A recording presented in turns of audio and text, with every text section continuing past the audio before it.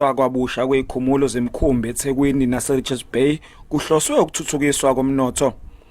Isikhumulo esisha semkhumbi yokungcebeleka eRichards Bay kulindwe ukuthi kuxhumanise ezokuvakasha eNorth Coast neZululand lapha esifundazweni.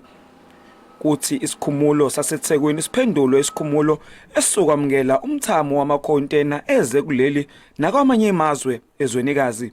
The Port of Durban, we are repositioning it as a container and auto hub. In the main, meaning we're going to handle most containers in this port. We want this to be the hub for the ships coming from Far East, Middle East. They can come and hub in Durban, offload cargo, which cargo will then be reloaded on medium-sized ship that can service other smaller ports around the east coast of Africa. Indawo entsha yokuthelela imkhumbi, uoyela negas izowakhiwa eRichards Bay. Kukhona nezinhlelo zokuthuthukiswa kogu laseThekwini ngamahhotela amasha nenxakanxaka yezitolo. The principle that we have all embraced is that we are going to create dedicated freight routes that are going to go underneath the surface. You are not going to see the trains or trucks coming to the port.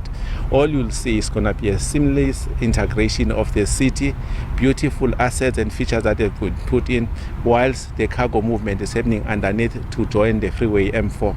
So abasebenzisana no-Transnet kulezinhlelo kubalwa ithala nomasipala waseThekwini. Depending on how we phase it, we believe that starting from about 25, 26, we should within the first 2 years deliver the very first phase, and we expect that that's a process that will obviously take hopefully we can be able to do that in about just over 5 years. Kusho ukuthi na yonke into yethu esenzayo la eThala uma sesikhulumela isakhiwo sase Durban Bay waterfront nalokho esicabanga ukwenza lana suke siphoqa ukuthi labo bantu umphakathi lo ozosizakala kulokho siubamba wonke yena umphakathi. uTransnet uthi usuyitholile imvume yokuthi usungaqala ngokubhidliza izakhiwo ezindala, kodwa bathi lezo eziyigugu emphakathini basoyigcinela ukuthi nazo zibalwe